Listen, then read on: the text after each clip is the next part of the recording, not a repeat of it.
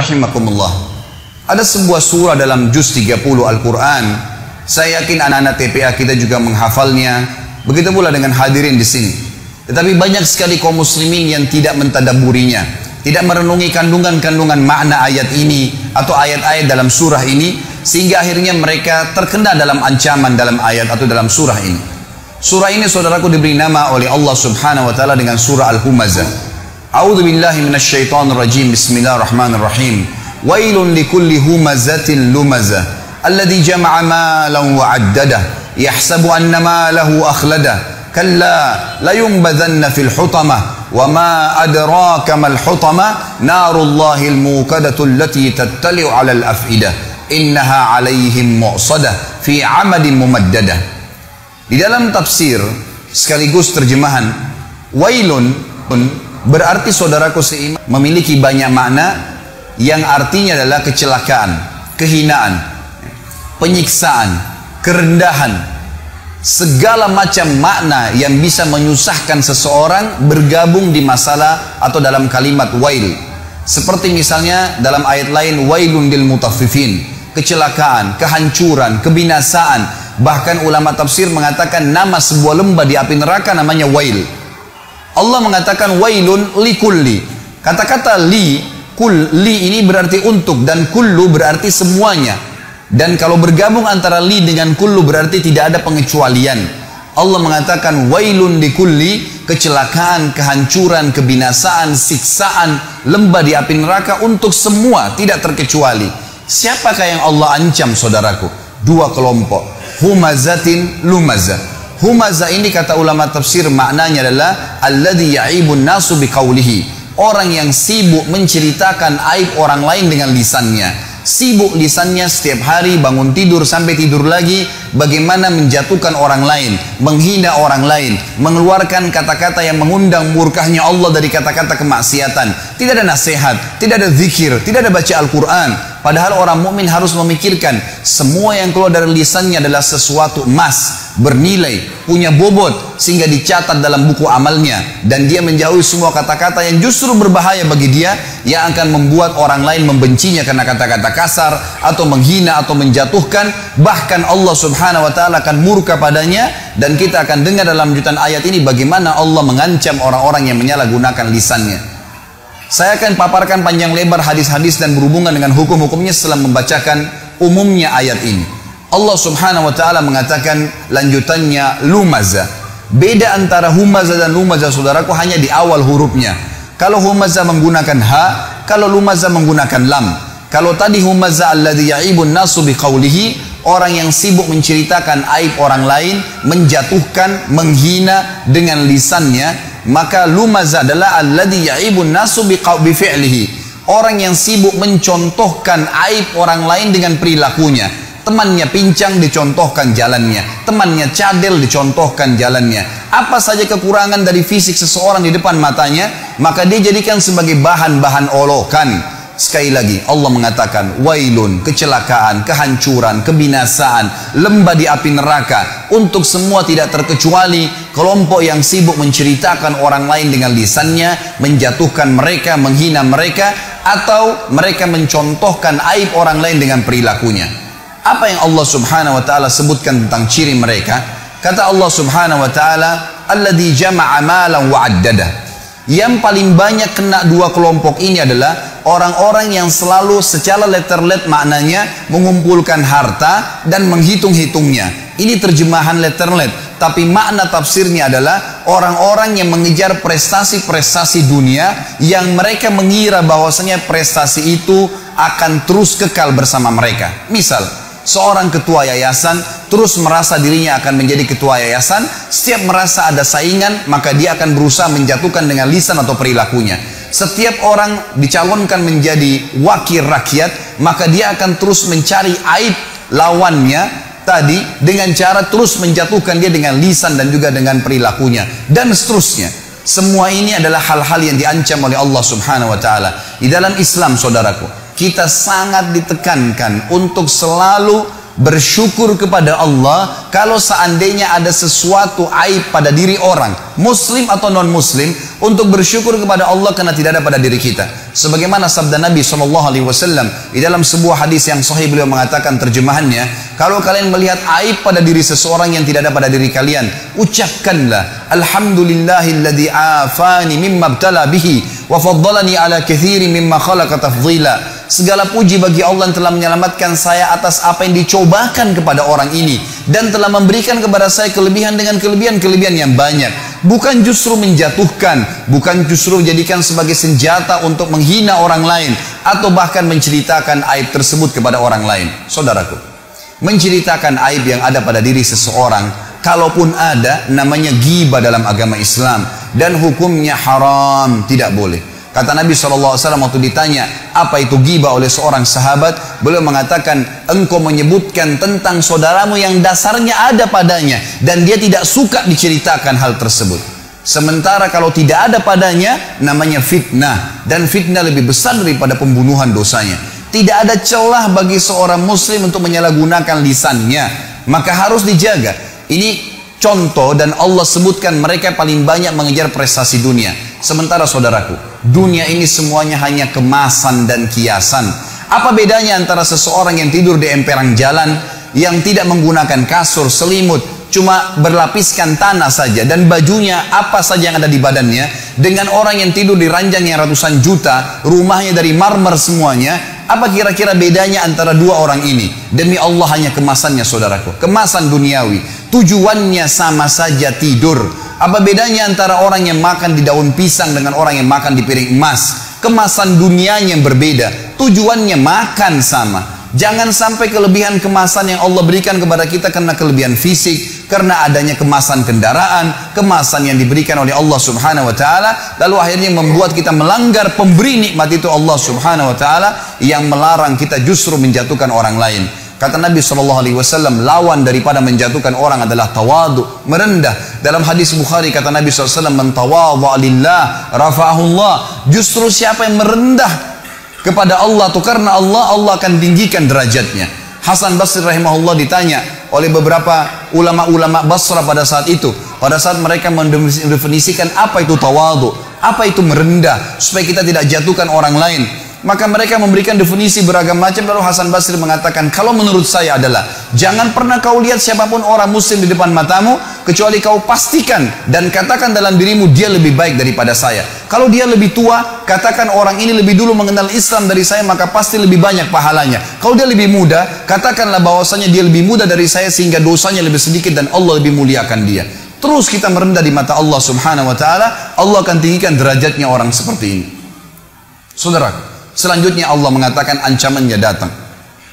Waktu Allah mengatakan wailun likulli humazatin lumaza, kecelakaan, kehinaan, kebinasaan, lembah di api neraka untuk semua orang yang selalu menceritakan aib orang lain dan mencontohkan perilaku mereka, yang mereka ciri-cirinya selalu mengejar prestasi-prestasi dunia. Yahsabu annama lahu akhlada, ya. Allah Subhanahu wa taala mengatakan setelah itu mereka mengira prestasi dunianya akan mengekalkannya di dunia.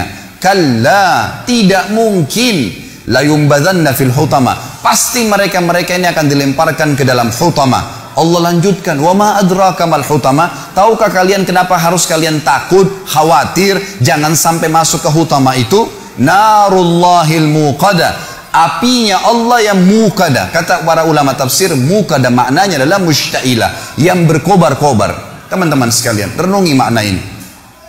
Kalau seseorang di antara kita mengambil korek gas yang biasa dipakai bakar oleh teman-teman kita mungkin yang masih merokok, kalau dia bakar jarinya 10 detik saja, jari dibakar dengan api yang kecil sudah memar kalau 10 detik.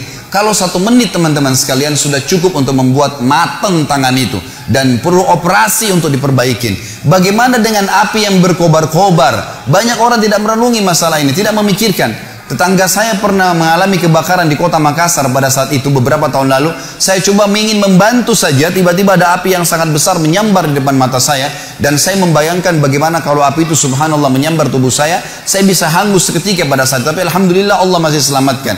Tapi saya jadikan sebagai pelajaran, api yang berkobar teman-teman sekalian luar biasa. Kalau membakar maka akan menghanguskan tubuh seseorang. Allah mengatakan narullahil muqada, apinya Allah yang berkobar-kobar. Cukup sampai situ?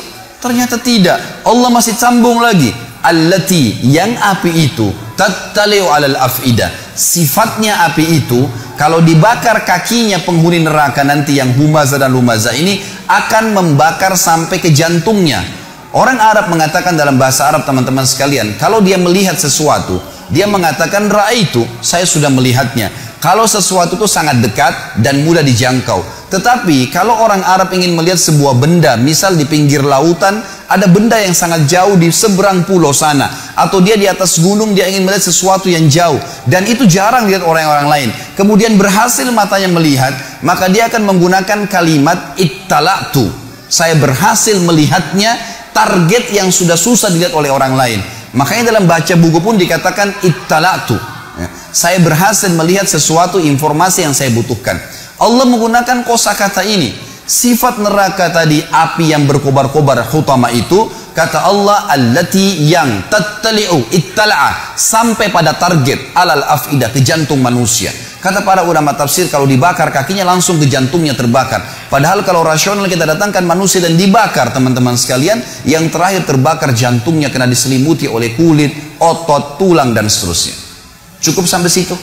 Tidak lagi. Allah masih sebutkan agar orang betul-betul meninggalkan perbuatan buruk ini. Setelah dikatakan allati tattalu alal afidah, innaha, sesungguhnya api itu, alaihim muqsadah, terhadap mereka melengket atau melekat. Muqsadah bahasa lainnya adalah multasiqah, melekat. Kalau ada api, teman-teman sekalian, kita dilemparkan, disemprotkan api, lalu api itu tertarik kembali, kita rasakan panasnya tapi cuma sebentar. Tetapi kalau tubuh kita diberikan bensin, lalu disemprotkan api sehingga api itu melekat di tubuh kita, maka akan terus terasa panasnya.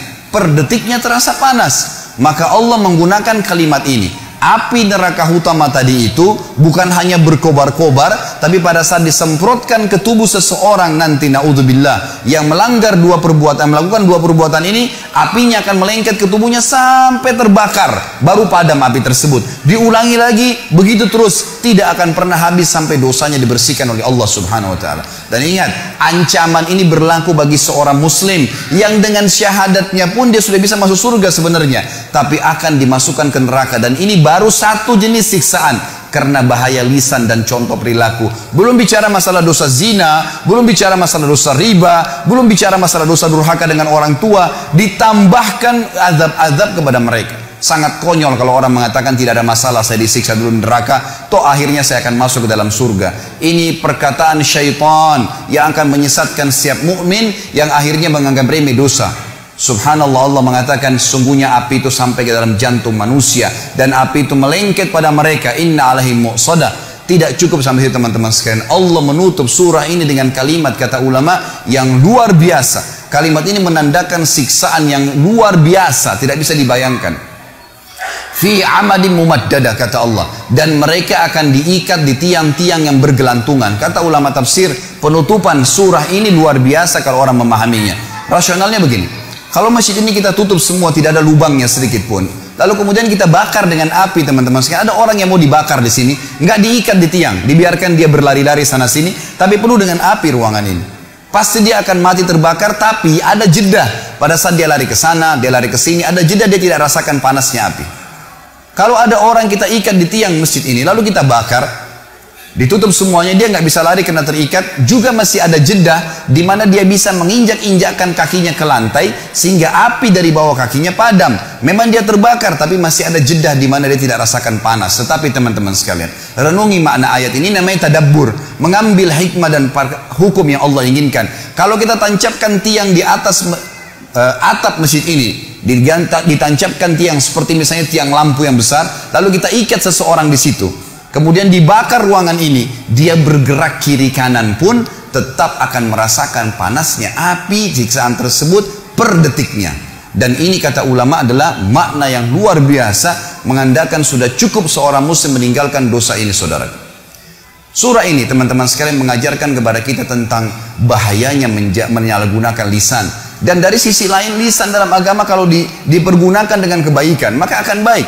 Anda kalau menggunakan lisan Anda dengan baik, walaupun fisik Anda punya kekurangan, orang akan suka dengan orang yang lisannya baik, santun kalau bertutur kata, yang keluar dari mulut seorang muslim cuma nasihat, tanya kabar, ilmu yang bermanfaat. Tidak ada sesuatu yang menjatuhkan orang lain, tidak ada sesuatu yang menyakiti orang lain atau menceritakan aib orang lain. Maka dia akan disuka oleh orang umumnya. Dan kalau ada seseorang yang lisannya tajam, walaupun tampannya orang paling tampan di dunia, paling kaya, tapi kalau lisannya tajam, suka menghina orang lain tidak suka dengan dia. Itu secara kehidupan manusia.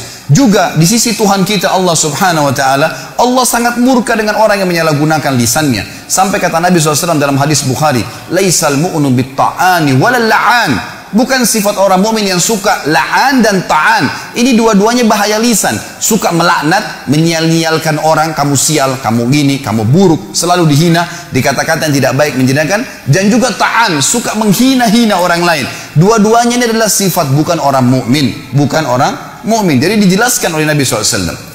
Surah ini teman-teman sekalian mengajarkan kepada kita tentang harusnya seorang muslim menjaga lisannya.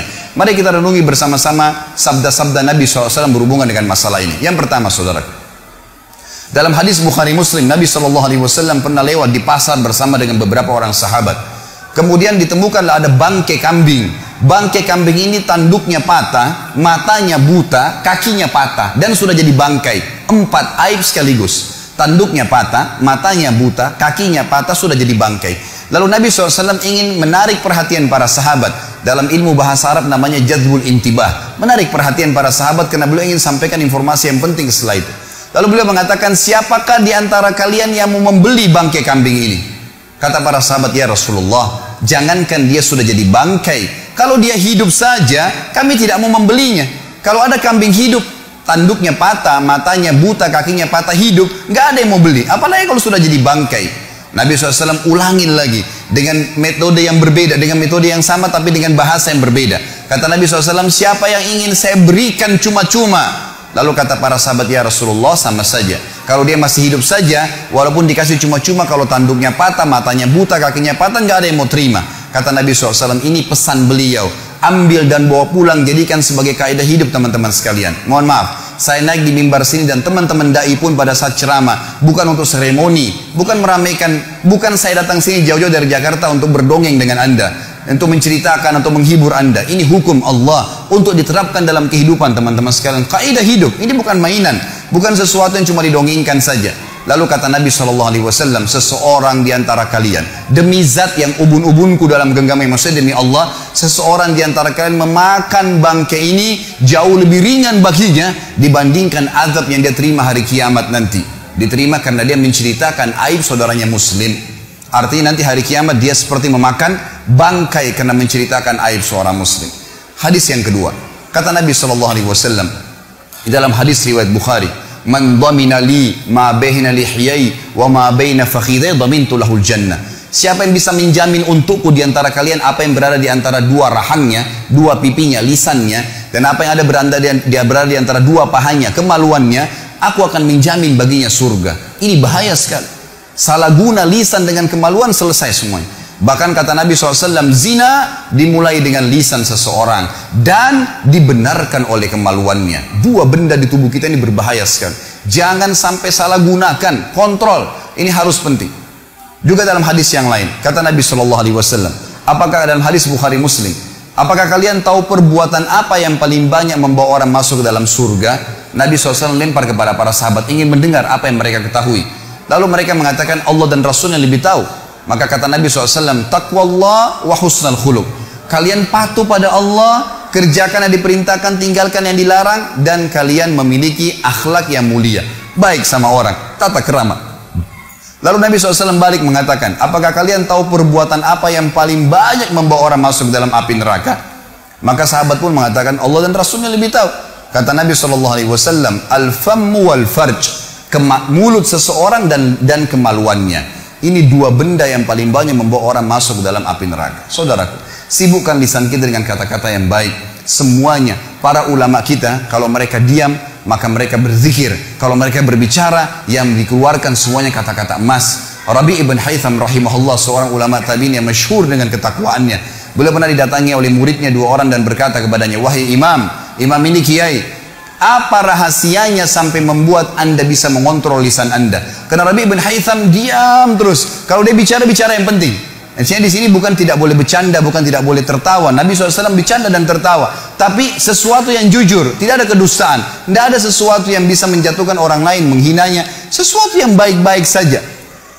Maka kata beliau, wahai murid-muridku, apakah kalian masih ragu di pundak kanan dan kiri kalian ada malaikat yang selalu mengawasi kalian dari Tuhan kalian, yang mencatat yang baik dan yang buruk, dan demi Allah pasti akan dibacakan dan dihisapkan untuk kalian nanti di sana di akhirat. Maka perkataan Rabi' bin Haytham adalah sebuah hal yang luar biasa, menandakan keimanan seorang mukmin memang tergantung pada lisannya dan juga pada kemaluannya. Kata Nabi SAW dalam hadis yang lain pada saat ditanya, atau beliau mengatakan, maukah kalian saya tunjukkan amal lebih baik daripada kalian bersedekah kepada fakir miskin, lebih baik daripada kalian membantu orang lain, lebih baik daripada kalian ke medan perang sementara kalian menebas leher musuh kalian dan kalian ditebas lehernya, kalian membunuh atau kalian terbunuh? Maka para sahabat mengatakan, tentu ya Rasulullah. Kata Nabi, lisanmu selalu mengucapkan zikrullah, selalu bermanfaat. Apa yang diucapkan, tanya kabar orang, baik, dan seterusnya. Maka tidak ada yang lain seperti itu, teman-teman sekalian. Dan kata Nabi SAW juga dalam hadis Bukhari Muslim, man kana yu'minu billahi wal yawmil akhir falyakul khairan aw liyasmut. Siapa yang mengaku beriman pada Allah hari akhir, tinggal nunggu sebentar jemaah sekalian. Tunggu aja ajal datang. Saya tidak dapat jaminan dari siapapun di sini.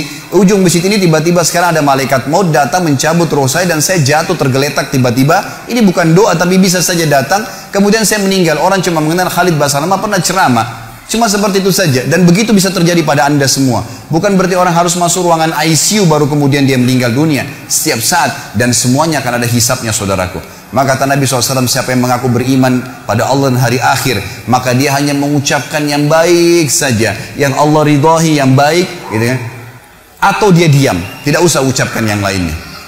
Maka harus kita ambil pelajaran, dan tentu masih banyak hadis berhubungan dengan masalah ini, tapi saya rasa saya cukupkan dengan ini, saudaraku. Saya tutup khutbah kita ini dengan adanya beberapa poin yang boleh dilakukan tapi tidak termasuk dalam hal yang dilarang. Pertama, saudaraku, kata ulama adalah al-istifta. Kalau Anda meminta fatwa kepada seorang alim ulama, maka boleh menceritakan sesuatu tapi niatnya memang ingin mendapatkan hukum syar'i. Maka ini dibolehkan. Misal suami istri bertengkar, istrinya tidak pakai jilbab, lalu suaminya datang mengatakan kepada seorang kiai, ustadz, dai, mengatakan, ustadz, kiai, maaf, istri saya tidak mau pakai jilbab. Ini aib, nggak boleh diceritakan. Tapi dia mau tahu hukumnya, apa yang harus saya lakukan. Saya sudah nasihatin berapa kali tidak mau dengar. Apa saya ceraikan atau saya pertahankan? Hukum syar'i. Bukan niat untuk menjatuhkan istrinya. Sama, istri juga mengatakan, ustadz, kiai, maaf, suami saya nggak sholat, suami saya tidak berikan nafkah. Disebutkan aib. Tapi ini mencari hukum. Karena ini pernah terjadi dalam hadis Bukhari. Hindun radhiyallahu anha, istri Abu Sufyan setelah masuk Islam, pada saat pembebasan kota Mekah, dia mengatakan, ya Rasulullah, Abu Sufyan orang yang sangat pelit, selalu perhitungan, dia tidak mau tahu saya makan dari mana dengan anak-anak saya. Maka apakah boleh saya mengambil sebagian hartanya untuk memenuhi kebutuhan saya? Tapi di sini Hindu mengatakan apa kepada Nabi SAW? Abu Sufyan orang yang pelit, itu aib, tapi harus disampaikan karena mau tahu hukumnya. Maka kata Nabi SAW, ambillah yang cukup untuk kebutuhan nafkamu dan jangan lebihkan. Jadi kalau istifta dibolehkan, tapi ingat, meminta fatwa betul-betul murni niatnya itu, bukan karena mau cari fatwa kemudian ditunggangi sekaligus untuk menceritakan aib seseorang. Yang kedua, saudaraku, yang dibolehkan adalah istinsah. Istinsah ini minta nasihat atau menasihati. Misal, si A datang kepada saya ingin melamar anak. Misal saya punya anak perempuan dilamar. Atau si A mendatangi si B. Si B ini tidak mengenal si A ingin melamar anak si B. Lalu si B datang kepada si C dan bertanya padanya, si C, apa kau kenal si A ini? Maka si C kebetulan kenal baik si A. Di sini dia boleh mengatakan, setahu saya dia tidak sholat, setahu saya dia mabuk, setahu saya dia begini. Sebatas dia tahu saja, agar jangan sampai si B terjerumus dalam kejahatan si A. Atau sama orang ingin mengajak bisnis misalnya, bagaimana caranya si A datang kepada si B, tolong berikan saya modal, ini proposal saya. Tapi si B tidak mengenal dia. Dia datang kepada si C bertanya, bagaimana menurut kau tentang si A? Maka dia pernah tahu dan dia betul-betul memastikan itu bukan di karang-karang. Dia mengatakan setahu saya dia sering utang tidak bayar. Setahu saya dia orangnya tidak jujur. Sebatas itu saja. Tidak niat sekalian ditunggangi untuk menceritakan aib orang itu. Maka ini dibolehkan karena masuk dalam istinsah. Sesuai dengan sabda Nabi SAW, ad-dinun nasihah. Agama harus saling menasihatin. Dan hadis Nabi SAW juga yang berbunyi, unsur akhaka zaliman aw madluma. Tolong saudaramu dalam keadaan dia zalim atau dia berbuat atau dia terzalimi. Kata para sahabat, ya Rasulullah, bagaimana saya bisa menolong saudara saya yang berbuat zalim? Kata Nabi SAW, kau luruskan kesalahan yang sedang dia lakukan. Jadi masuk dalam perkataan ini. Yang ketiga teman-teman sekalian adalah istirsyad. Istirsyad ini memberikan petunjuk. Beda tadi dengan nasihat, ini petunjuk. Contohnya begini supaya mudah difahami. Saya janjian dengan seseorang di Masjid Baitul Ma'mur. Pada saat saya janjian, saya belum pernah ketemu sebelumnya dengan orang tersebut. Lalu kemudian saya ceritakan saya pakai baju warna biru. Bapak teman saya itu mengatakan saya pakai baju warna putih. Baiklah, saya masuk ke masjid, kemudian saya telepon, ternyata HP-nya mati. Ini cuma contoh saja. Saya masuk masjid, saya cari mana ya Bapak Fulan nih. Kemudian saya tanya, ada satu orang marbot masjid, saya tanya, mana si Bapak Fulan? Dia menunjuk, oh di saf pertama di sebelah kiri sana. Pada saat saya lihat di sana ternyata banyak teman-teman muslim yang pakai baju putih. Saya nggak tahu yang mana nih orangnya. Maka saya tanya lagi, yang mana orangnya? Kemudian dia harus menyebutkan tentang cirinya supaya saya bisa tahu. Maka dia mengatakan itu orangnya yang baju putih, yang badannya gemuk, yang kepalanya botak, misal, atau yang rambutnya panjang. Dia menyebutkan ciri khasnya supaya saya bisa tahu, dan tujuannya betul-betul istirsyad, memberikan petunjuk. Kalau tidak maka akan masalah. Ada seseorang mau beli rumah, lalu ditanya, rumahnya si Fulan yang mau dijual di mana? Anda silakan lurus, belok kiri, paling pojok sebelah kanan rumahnya. Orang itu ke sana dia nggak temukan, lalu dia balik. Saya nggak dapat, yang mana ya? Lalu saya bilang, rumah yang atapnya sedikit mau rubuh, pagarnya terkelupas, ada aib yang disebutkan. Maka ini tidak masuk karena ingin memberikan petunjuk. Sekali lagi, innamal a'malu binniyat. Allah tahu niat Anda dalam hati. Maka niatnya memberikan petunjuk murni. Dan yang terakhir teman-teman sekalian adalah al-kuna wal alqab, julukan. Kalau seseorang terkenal dengan julukannya dan dia tidak marah dengan julukan itu, maka boleh disebutkan. Seperti misalnya, banyak ulama-ulama hadis termasuk guru-guru Imam Bukhari dan imam-imam besar, maka ada seseorang yang kalau jalan pincang, namanya Abdurrahman, dan orang yang perawi hadis banyak orang namanya Abdurrahman. Maka disebutkan di dalam sanad hadis Al-A'raj, orang yang pincang, gitu ya. Ternyata dia punya nama memang, tapi karena banyak orang bernama Abdurrahman pada saat itu, diganti, diberikanlah julukan dia, dan dia tidak marah dengan julukan itu. Saya kasih contoh lain.